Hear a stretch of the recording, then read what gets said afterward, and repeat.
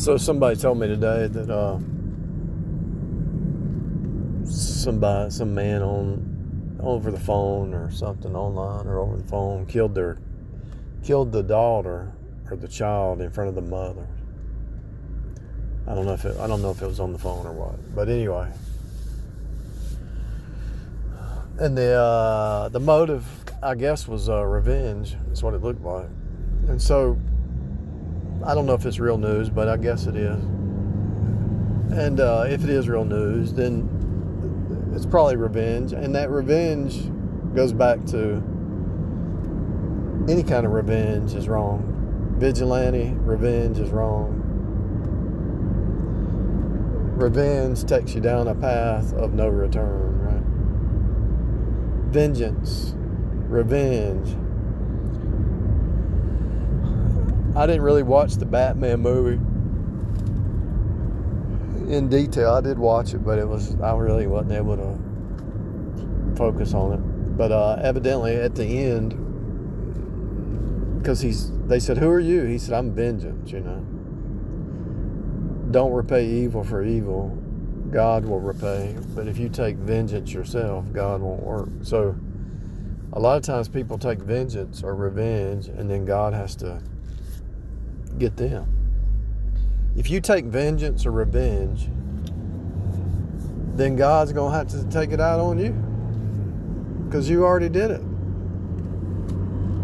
So you're going to get the vengeance from God instead of the person who did it.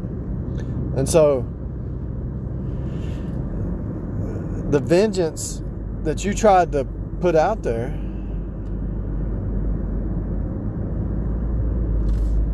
was playing God. The revenge was playing God. And there's people in your life that will try over the years, they'll try to get you to take revenge. Something will happen to you and you'll want to take revenge or vengeance, That's part of the game. The devil's a multi-layer chess player, a master chess player. So it's a multi-layer. They want you. The devil wants you outside the spirit walk any way he can while you're down here in 3D. And so this is why I talk about the simulation. One of the reasons I talk about the simulation, the red versus blue, because I know if you can disconnect from 3D and look at it from the outside in, when something bad happens, it's temporary and it's part of the process. When something good happens, it's part of the process. What about when something bad happens? Part of the process. It's all connected.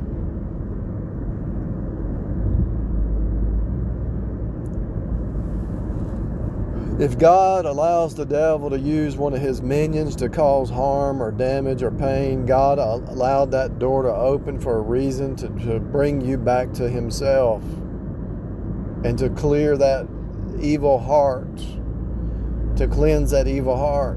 It's all about the heart. The 7 spirits from the throne go out to see whose heart is right by God. It's all about your heart. If you take vengeance, see, they're going to attack you online. They're going to lie about you, defame.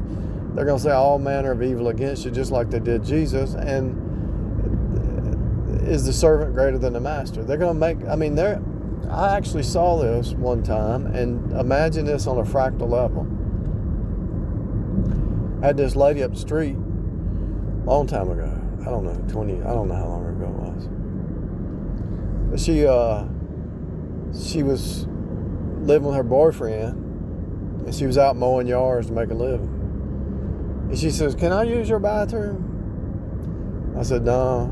I said, "I really don't let people in." Or I don't remember what I said.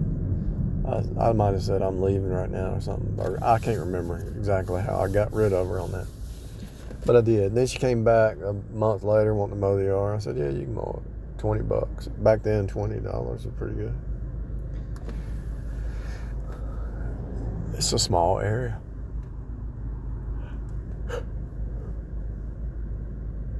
But she said, "I always liked you." I thought, here we go. I don't think so.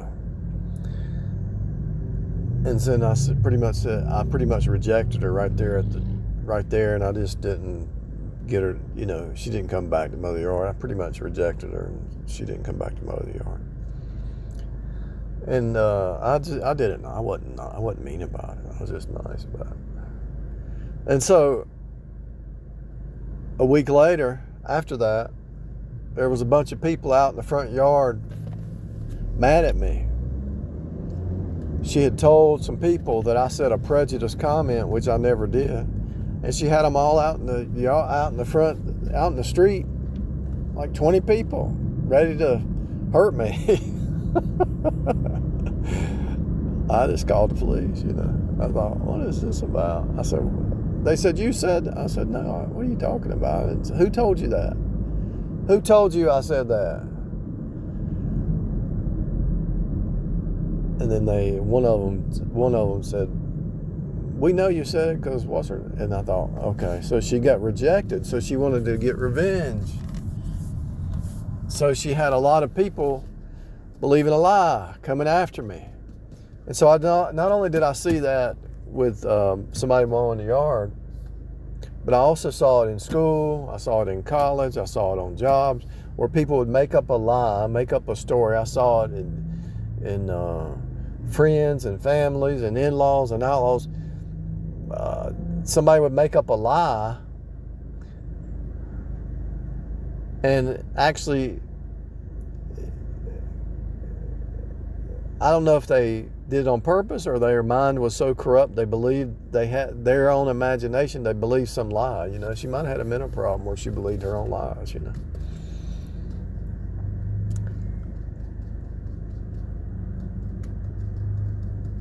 And so that's a fractal. And so it's happening. It happened in churches, on the jobs, corporations, online, offline, communities, neighborhoods, any situation. They're going to make up something. These kind of people, the devil controls. They're going to make up stuff for revenge. A person who is in a revenge mindset, I have to question if they're saved. Everybody has a revenge thought or vengeance come to their mind. But if they live that way, and that's the way they live, are they really born again? I don't think so. You can't live in vengeance without the Holy Spirit convicting you that revenge is wrong.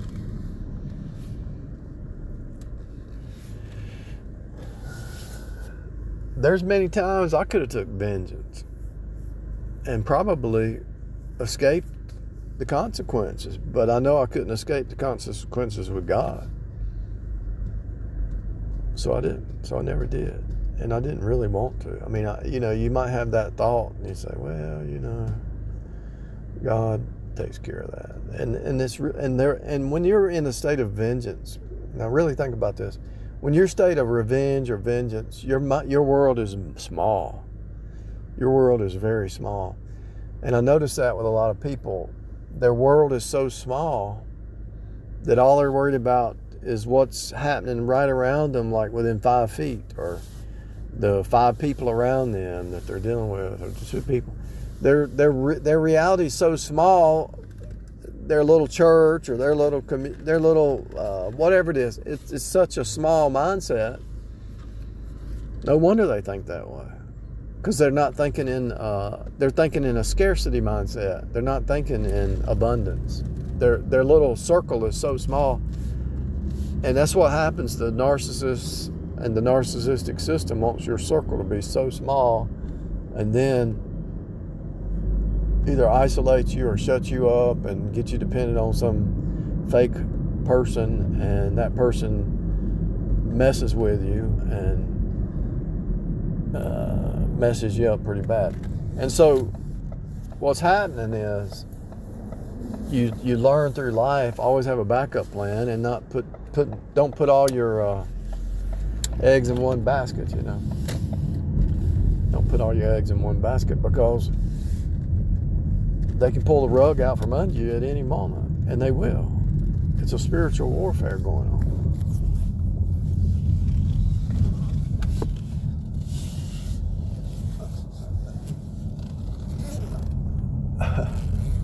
just went to get gas and the pump was shut down.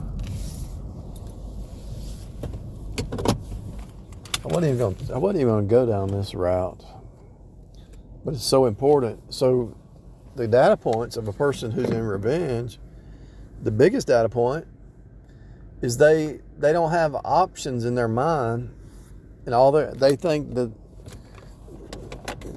they forget that God's in control, and they have these little limited views, you know.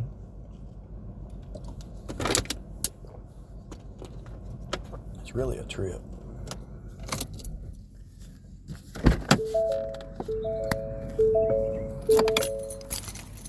That's not even what I wanted to talk about. I wanted to talk about how if you